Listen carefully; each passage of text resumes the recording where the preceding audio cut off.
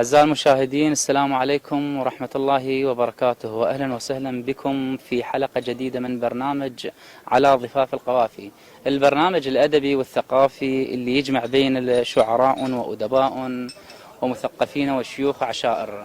احنا اليوم بموكب السجاد في قضاء بلد روز. اليوم عندنا حلقة خاصة لشهر محرم الحرام في ذكرى استشهاد الإمام الحسين عليه السلام سيد شباب أهل الجنة، لكي نستذكر واقعة الطف الخالدة، انتصار الحق على الباطل وانتصار الدم على السيف. موكب السجاد اللي معروف هنا ببلد روز منذ مسيرته الأولى، منذ تأسيسه، وبدأ كموكب صغير. اللي راح يحدثنا عنه هو صاحب الموكب الأخ أبو رامي. السلام عليكم أستاذ أبو. كلمة لك، ومتى تأسس الموكب وشلون تشوفون خدمتكم بهاي الأيام المباركة؟ موكب من تأسس بال2000، كان موكب صغير يعني، وبعدين بدأ يتوسع. وحاليا يعني بدأ موكب كبير صار. شلون تشوفون خدمتكم بهذا اليوم؟ وهل جاي يزايد كل سنة هذا الموكب كل سنة يزايد العدد احنا اللي ندري بأنه كان موكب صغير وعلى قد حاله، موكب صغير انما شوي صغير كان الموكب، وحاليا الموكب صار كبير وكل سنة جاي نزود عليه. شلون هالخدمة؟ خدمة جيدة للإمام الحسين عليه السلام. لمتى تستمر هذه؟ يعني تستمر محرم كل سنة محرم كل محرم مدى الحياة إن شاء الله. احنا نشكرك أول شيء على أهلا وسهلا. واحنا اليوم هذا الموكب المبارك وهذه الأيام المباركة والعصيبة. يا أهلا وسهلا بك. حياك الله. يا أهلا وسهلا. وكما أرحب بالأخ سلمان التميمي أبو غسان. الله بالخير أستاذ. كلمة منك لهذا البرنامج، وش تشوف أنه هذا البرنامج وهذا المبادرة اللي من شباب وشعراء ومثقفين اللي قاعد نطلع. تفضل أستاذ. نعزي الأمة الإسلامية والعالم الإسلامي باستشهاد أبو الأحرار الإمام الحسين عليه السلام. وهذا الموكب تأسس من 2002 ولحد الآن. بدأ بداياته موكب صغير، ثم اللي تلاحظوه حاليا الحمد لله.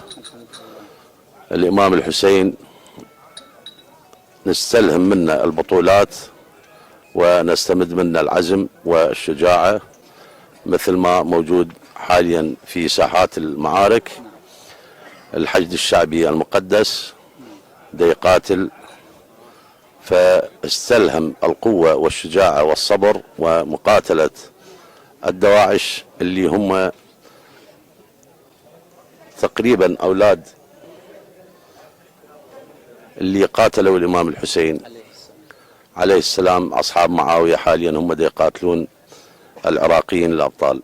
هم اللي خربوا البلد. نعم. نشكرك شكر جزيلا. وأشكركم على حضوركم ومواصلتكم. شلون تشوف هذا البرنامج وهذا المبادرة؟ مبادرة جيدة لمتابعة شعائر الإمام الحسين عليه السلام، وأقدم شكري وتقديري لكم. بارك الله بكم. شكرا جزيلا. أعزائي المشاهدين، كما أرحب أجمل ترحيب بالشاعر مهند الخيلاني. الله بالخير أستاذ مهند. كلمة الأولى لك. طبعا أول شيء نعزي الأمة الإسلامية والشعب العراقي والمراجع العظام بهذا المصاب، مصاب أبي عبد الله عليه السلام، ونشكر مبادرتكم الجميلة، ونشكر اللي استضافونا اليوم، وبارك الله بكم. أعزائي المشاهدين، وكما أرحب بالشاعر المبدع غزوان التميمي. الله بالخير أستاذ غزوان. الله بالخير أستاذ سعد. طبعا في بادئ الأمر احنا نعزي صاحب العصر والزمان بهذا المصاب الأليم الذي يمر علينا في كل سنة، وجزيل الشكر لهذه الناس الطيبة الذي تحيي شعائر عاشوراء والذي يستضافون في هذا اليوم. لهم جزيل الأجر والثواب ورحمة الله على ما قدموه في خدمة شعائر الإمام الحسين. شكرا جزيلا. أعزائي المشاهدين، نتوجه الآن إلى الأخ الشاعر مهند الخيلاني. أستاذ مهند، للإمام العباس عليه السلام مواقف في واقعة الطف. هذا الرجل العظيم اللي ضحى بالغالي والنفيس، شو تقول عليه بهذه السلام؟ طبعا الإمام العباس عليه السلام له وقع في نفوس كل من تأثر بالقضية الحسينية، وهو أحد أعمدة القضية الحسينية، فهو حامل لواء الحسين عليه السلام. فعن لسان حال الإمام العباس عليه السلام يقول: من طب القمر للمعركة صار، شفت جنود سحكت فوق الجنود، برض الطف وقف تدرونه ايش قال؟ ألا هل من مبارز إلي موجود؟ ايش تظنون العدا بيهم مقاتل؟ يطلع للقمر ويسكت عود، جا غير القمر يغضب على القوم، جا غير القمر يغضب على القوم، وعليهم يمطرها السما الحود. وفاي القمر معروفة هاي، بحر الخير هو ومنبع الجود. قالت له رقية رايد الماي، عد عينك يقلها انطيني الجود. قالت له رقية رايد الماي، عد عينك يقلها انطيني الجود. قالت له يا عمي خايف عليك، خاف تروح يا عم ولي ما تعود. يقلها الماي ما جيبه عيده قصها، يقلها الماي ما جيبه عيده قصها. انا العباس ما اخلف بالوعود، ومن رد بالعذب صابه وجربته، من رد بالعذب صابه وجربته. تذكر وعده قام وقص الزنود، الزلم قبال حيدر تنزع هدوم، الزلم قبال حيدر تنزع هدوم، وقبال القمر لا تنزع جلود. ما يدنى الشخص من دبر حاشاه، ما يدنى الشخص من دبر حاشاه، من قبل تلقى القابلة مقدود. اندار ما يدنى الشخص من دبر حاشاه، من قبل تلقى القابلة مقدود. إذا رايد دليل اسأل المشتول، رقبته وسيفه بفاضل هن الشهود. بساعة نيته للنهار يقصد، كل ظنهم يرد قالوا له مسدود. هذا القمر هذا لمن يثور، هل يوجد سبيل للهرب عود؟ من يجبل عليهم خلف عزرائيل، من يجبل عليهم خلف عزرائيل ياخذ رؤوسهم والباقي للدود. نص رجالهم نسوان صاروا، نص رجالهم نسوان صاروا، ونص الثاني هم نسوان الجنود. استحى العباس عنهم دار وجهه، وجوله من الخلف ضربوه بعامود، سيفه ما يشهر بباب نسوان. ابن حيدر حشا تربات الحيود، اللي عادوا من سيف الجر او موت. الحرب صيد وتعنى لها صايود، يخلي القاع تهتز لمن يثور. تقول اعصار دمر هاي الحشود، تقول اعصار دمر هاي الحشود. الله، أحسنت وطيب الله أنفاسك يا أخي يا مهند الخيلاني. الشاعر غزوان التميمي له موقف ويا، يعني احنا لازم نستذكر الحشد، يعني وبهذه الواقعة احنا نمر نفس الشيء تقريبا، نفس الطف ونفس المواضيع اللي نمر بها هسه حاليا.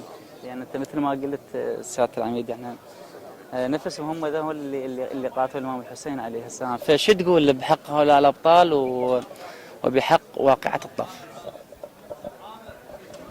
طبعا أنا في بادئ الأمر أقول أنه كل شاعر لديه ولاية أهل البيت تشغله قضيتان، كل شاعر لديه ولاية أهل البيت تشغله قضيتان: قضية الإمام الحسين التي نحن في صددها، وقضية الحشد الشعبي. فأتت في مخيلتي لو أن الحشد الشعبي الأبطال هم الذي يقاتلون مع الإمام الحسين في معركة الطف، فقلت الحشد لو يرقفوفك ماسكك كان خلى يزيد طايح والشمر، كان مد العلقم الحد النساء وما ترك عباس من دون النهر. الحشد لو يرقفوفك ماسكك كان خلى يزيد طايح والشمر، كان مد العلقم الحد النساء وما ترك عباس من دون النهر. كان قاتل مثل ما قاتل الآن، كان قاتل مثل ما قاتل الآن. ما أظن يا حسين يرخص بالعمر، وبد ما خلى الفواطم أبد ما خلى الفواطم ينسبن. لا تظن يبقى واقف ينتظر، لا تظن يبقى واقف ينتظر. الحشد يتمنى يمك بالطفوف، لا وحق عباس ما يظلهم ذكر. انت علمت البشر معنى الولد الولاء صرت آية وصرت منبع للصبر. انت علمت البشر معنى الولاء، صرت آية وصرت منبع للصبر. تتمنى آلاف البشر يمك تكون، تتمنى آلاف البشر يمك تكون. عالخيم عباس سوولك ستر، والله نفدى أرواحنا بدال الكفيل. لا تظن نتراجع وما نعتذر، والله نفدى أرواحنا بدال الكفيل. لا تظن نتراجع وما نعتذر. تذكر العباس من طاحت شفوف الشمس تنظر لمن طاح القمر. تذكر العباس من طاحت شفوف الشمس تنظر لمن طاح القمر. شاف الحسين القمر طايح وقال قوم يا عباس ما ظل لي بشر. لو حشد الحسين بالحومة يكون ألف عابس بالحومة ظهر. لو حشد الحسين بالحومة يكون ألف عابس بالحومة ظهر. ولا نترك نحر، ولا نحر حسين يترك ينذبح، ولا نحر حسين يترك ينذبح. تطيح آلاف البشر قبل النحر، ولا نحر حسين يترك ينذبح. تطيح آلاف البشر قبل النحر. والله بالأرواح نطفيها الخيام، والله بالأرواح نطفيها الخيام. ولا نترك خيم زينب تستعر.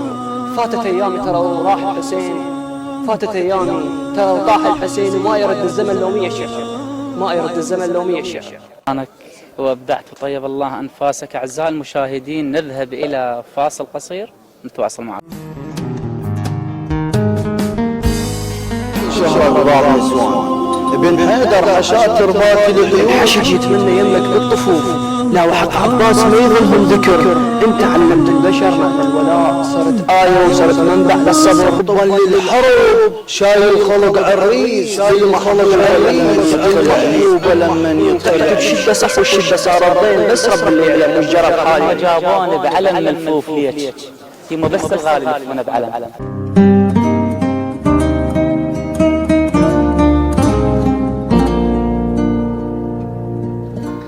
ناقوسك حزن يلطف يرن بيك وحسافة دموع من زينب. يرن بيك عيون اختك يا ابو فاضل، يرن بيك وصية علي بيوم الغاضرية لشاعرها طبعا يا مولي. نتوجه الآن إلى الأخ مهند الخيلاني. شو تقول على الحشد وشو تقول على المواقف النيرة؟ طبعا كل ما نكتب ونتكلم عن الحشد فهو قليل بحقهم، لأن لولا الحشد ومواقفهم ما كنا هنا. فخيركم من تكلم بلسان قومي، عن لسان أحد أبطال دياله في الحشد الشعبي يقول: ابن الحشد أنا ندخل الميدان من حرور براس الغيمة شويها، من طبا للحرب شايل خلق عريس زي ما خلق عريس المحبوب لمن يدخل عليها. انا السواتر ما غفيت اليوم، السواتر بيد البيت وانا احميها، وانا الراس فوق رغم الرصاص يثور. انا الراس فوق رغم الرصاص يثور. انا محسب شهيد شيله ثانيها، والها افتح صدر وبقلبه تدخل ضيق، ومثل يعقوب لابنه يكون لاقيها.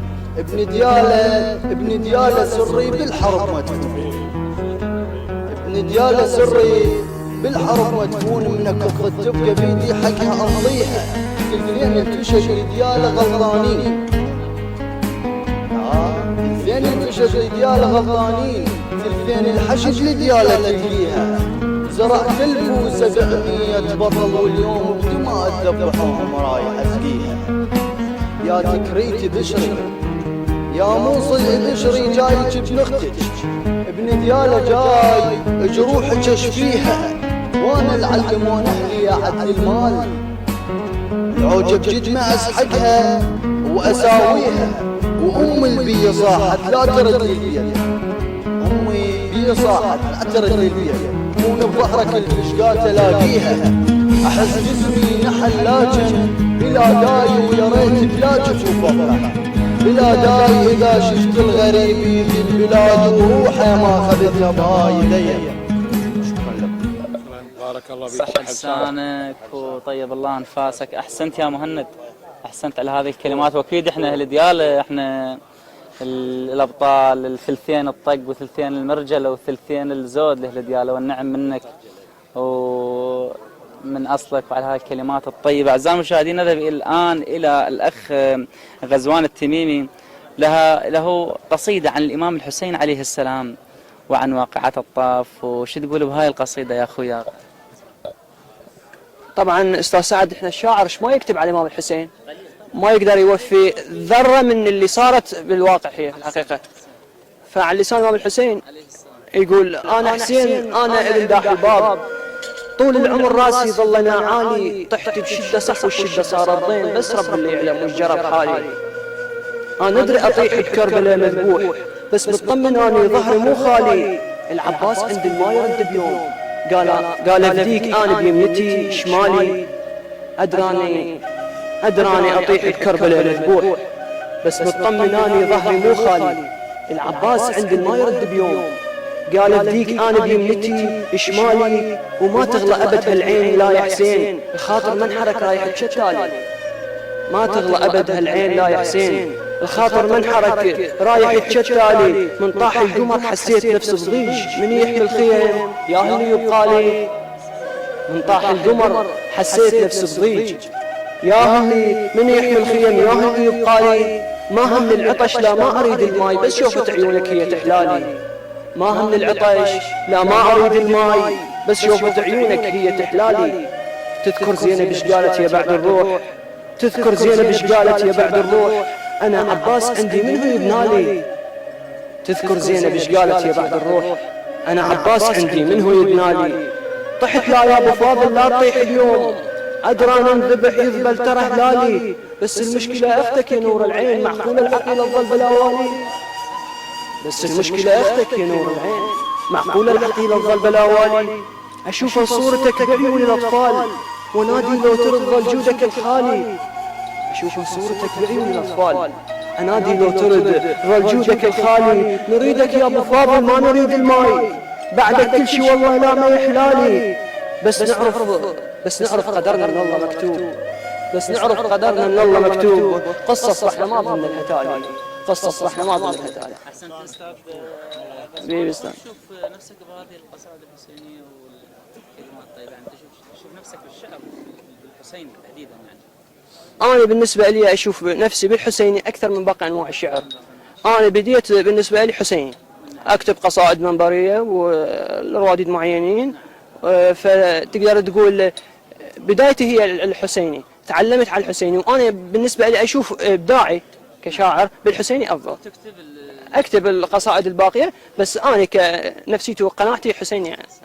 والحمد لله. شكرا. أحسنت، جزاك الله ألف خير وطيب الله أنفاسك وصح لسانك. الآن نتوجه إلى أخي مهند الخيلان. الشهيد إلى فضل علينا، مو اللي هم اللي دافع وناضل وأكرم من اللي من على قولة الشيخ أكرم منا جميعا.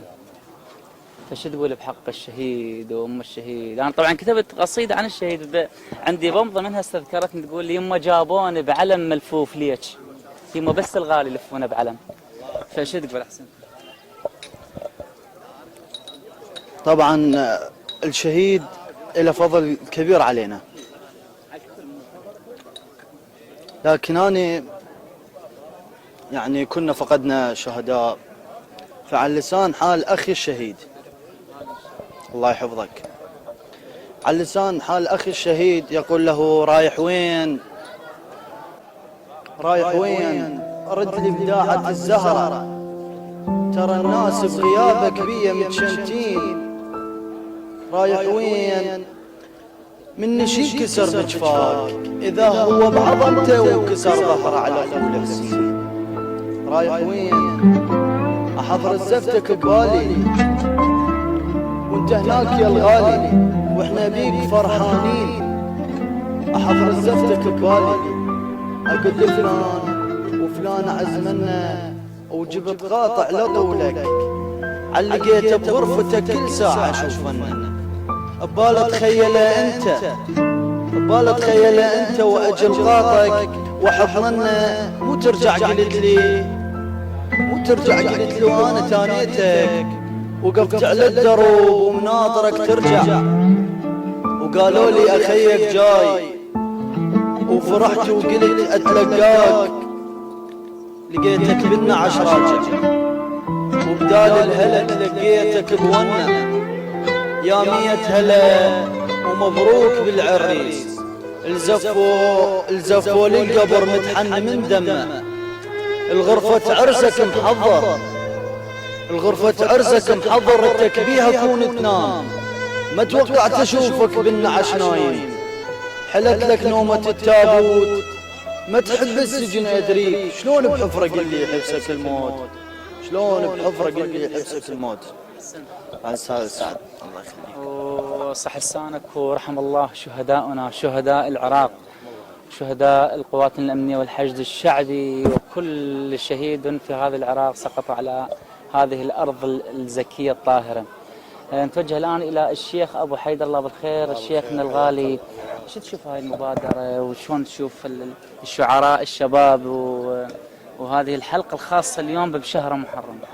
حقيقة يسعدني في هذا اللقاء الكريم وفي قناتكم الكريمة وعلى هذا البرنامج الطيب، ودائما احنا نتابعه بالشاشات التلفزيون.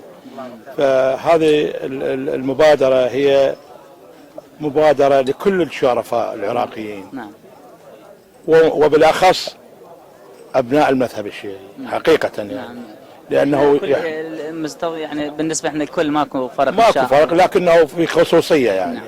الخصوصية هاي مناسبة كلش راقية، كل المسلمين وكل المسلمين وكل أبناء العراقيين هم جميعا، ونحن ماكو فرق مثل ما تفضلت، لا بين هذا ولا لا، كل احنا عراقيين ويد وحدة، وديالة وخاصة إديالة نسميها إديالة العشيرة الواحدة بالضبط، والعراق الموحد، والعراق الموحد. وإن شاء الله ماشيين على خطى الحسين الشهيد وأخيه أبو الفضل العباس وأصحابه الغر الميامين، أن نكون يد واحدة دفاعا عن العراق وعن العراقيين، ونبتعد عن التجزئة والطائفية إن شاء الله بعون الله. بجهودكم شيخنا العزيز، بجهودكم جهودكم أكيد يا شيخنا، ومواقفكم النبيلة مع باقي العشائر ونبذ الطائفية والصلح والتوحيد ووحدة الصف، وأحسنتوا وجزاك الله ألف خير. ونشكركم على هذه الاستضافة اليوم بهذا الموكب المبارك وهالبيت العامر إن شاء الله بأهله. الله يسلمك، شكرا جزيلا لكم ولقناتكم، ولا تعناكم ولا كلفناكم في هذا لا بالعكس، قدامنا نتشرف بكم ونشرف كل الحضور، واهلا وسهلا. حياك الله. اعزائي المشاهدين، نتوجه الان الى الاخ ابو رامي. شلون يعني تشوفون هالخير هذا اللي جاي يزيد ما شاء الله، وهالضيوف اللي قاعد يجون؟ كنا تحكي لنا نبذه مختصره عن طبخ، عن الخطار اللي يجون، المعازيب اللي عندكم، او الخدام بما يعني اذا صح التعبير. والله بالنسبه للخدام احنا ما يعني ندز على هي الناس تجي تتبرع، هي من عندها تجي تشتغل هنا يعني تخدم الامام الحسين. وابو حيدر قال لك يعني بالنسبه لبعض البيت الشيعه، نعم، يعني هسه المدعوين هسه اذا تسالهم يمكن اكثر من الشيعه اللي جايين، نعم، موجودين هسه حاليا. نعم. كل الطوائف انا قاعد اشوف بهالمضيف لا من كل الطوائف، وتقدر تتاكد من لا صحيح، انا شفت صحيح. اي فبالنسبه لخيرات الامام الحسين احنا نفتخر بها والله. احسنتوا تكثر ان شاء الله، ان شاء الله جاي تكثر سنه على سنه جاي يزود ان شاء الله، وبجهودكم ان شاء الله. الله يبارك فيكم. وسهلا بكم. اعزائي المشاهدين، نتوجه الان الى الشاعر غزوان التميمي، وايضا عنده قصيده عن الشهيد وعن لسان الشهيد او وصف الشهيد، ما اعرف شو يقول الاستاذ غزوان. استاذ سعدية، بالحقيقة مقاطع صغار انا عندي عن حال ام الشهيد. تقول له عن لسان الشهيد في البداية، يقول له يما لا تبكين اذا عنك غبت، يما فدوة للوطن انا اروح، زفتي يما تصير بنص تراب واني ادرب غيبة الزيد الجروح، يما لا تبكين اذا جيت بعلم، لا تلطمين الوجه بطلي النوح، يا حبيب افتخر بوليدك اليوم لان عطر المرجله بين تفوح، لان عطر المرجله بين تفوح. ويقول له يما لو حانت وفاتي ادعي لي بالخير، وقولي هذا ابن البطل ما عاف تقصير، يما تبكين على قبري، يما تبكين على قبري ابد ما يصير، والله دمعتك قدرها كلش كبير. احسنت. اعزائي المشاهدين، وصلنا الى ختام هذه الحلقه المباركه المخصصه الى شهر محرم واستذكار عاشوراء وواقعه الطف.